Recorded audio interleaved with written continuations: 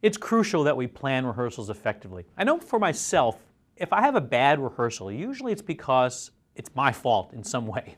I didn't score study enough. I didn't have a plan going in about what the music needed to sound like or what techniques I was going to use to get there, or I was disorganized in the way I was approaching it.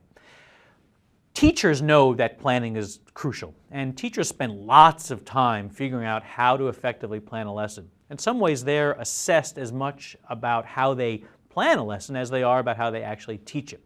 We can't really go into that much detail here, but we can at least talk some basics and some overview stuff. We can start with the macro, micro, macro approach that we apply to just about everything. And if you think about one rehearsal, let's say it's a 2-hour rehearsal, we would start with the macro.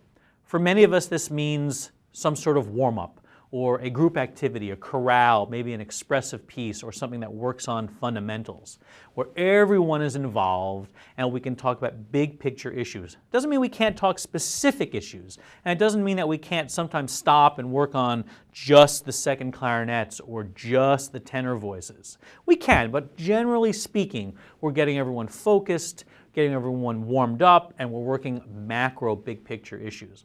As we go towards the 20% mark in time-wise in the rehearsal or so, we get into the micro section. This is when we're doing the real meat of our rehearsal process. And it's when the group's energy level and focus level is generally at its highest, so we want to take advantage of that by working on the piece that is our most challenging, or maybe several pieces that are most challenging. It's when we can really do the detailed, labor-intensive work that we have to do to get to the micro level. We might be at different spots in different pieces, so some pieces we might be going deeper, some pieces we might be doing more overview work. And it doesn't mean we can't run sections at the macro level, but generally speaking, we're really intense in our work flow.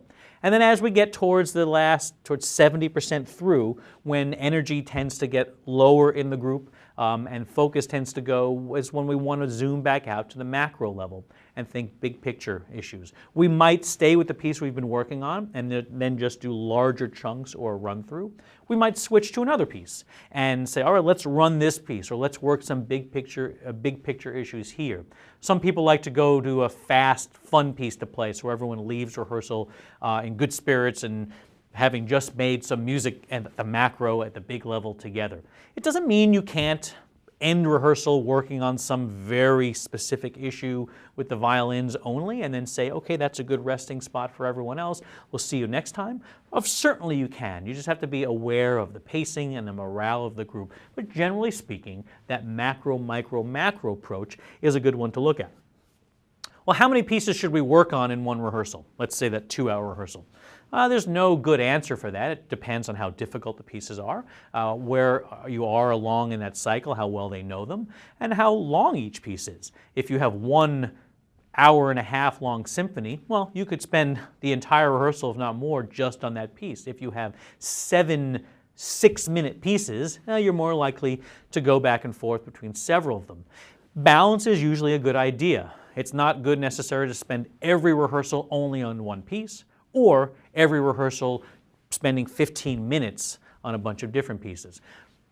You have to have some flexibility in there and be sensitive to the needs of the music and the needs of the players in terms of pacing and morale. If you keep jumping back and forth a lot between lots of different pieces, you never really get into a groove. If you spend 2 hours on one piece, well, then that could be 2 weeks before you get to a piece on the repertoire, or people might burn out on working on that piece for so long. No matter what approach you take to any of this, make sure you write down your plan before you get to the rehearsal. It's perfectly legitimate to have a piece of paper there on the stand with you that tells you what pieces you're going to work on, in what order, what sections, what specific measure numbers, and even what tools you're going to use to get there. There's no sense in winging it at all as you go into rehearsal.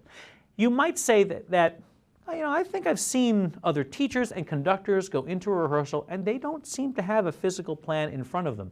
And you might be right, but what you may not also know is that because you can get to a level of experience where you internalize that process. You have done it long enough where you can know, all right, here in your head you can figure out this is what I need to do and here's how I'm going to do it, and it's all formulated internally, and then it just comes out at the rehearsal.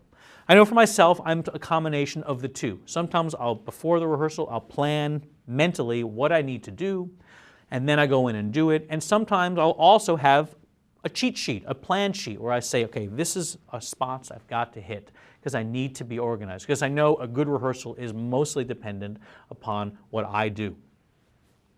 Well, no matter what you do, make sure that plan has specific information. So it has what you're going to work on, how long you're going to work on that piece, that you have information interpretively planned about what you want in terms of what your score study has given you. You have tools at your disposal, rehearsal tools that, okay, I know I need to make the staccato. I'm going to first use this technique, then this technique, and then this technique. In terms of things you might say, like analogies, a way to describe the music, jot down ideas for that so you have analogies or descriptive words at your disposal. And also know how you're going to assess things. What's the music supposed to sound like at the end? How will you know you've achieved your goal? Well, I know when it sounds like this. These are all things that we would use in planning a rehearsal. You know, this macro, micro, macro style can also apply to the overall rehearsal cycle. Let's say there are 10 rehearsals, from the first reading rehearsal to the 10th rehearsal, which is the dress rehearsal right before the concert. Well, macro at the very beginning. The first rehearsal is when we're getting the big picture. It's when we're telling the group about the history of the piece, the history of the composer, why it was written, and we're reading through the piece. Maybe we're working on some big picture items like this rhythm that reoccurs, or this difficult transition, or this melody that everyone shares, and we're trying to get the lay of the land on the piece. We might dig into something at the micro level, but generally we want the big picture. And as we go towards the middle part of that rehearsal cycle, we're getting more and more in depth into the micro level when we can work on all of the details. And then as we go towards the end, more towards the concert, we're zooming back out to the macro level, and we're doing more run-throughs, more large chunks, and we're simulating, in a sense, what the concert is going to be like. Doesn't mean we can't do any macro during that middle section. Of course we can run chunks. And it doesn't mean that we can't do any micro towards the end. Of course we can stop and say, oh, wait, you know, we need to revisit this issue in the clarinets. Oh, yeah, let's fix that issue in the trombones. Absolutely we can. But as we get towards the end, we want to be large chunks of music. So right before the concert, we've basically done the concert, and then we do it in front of the public.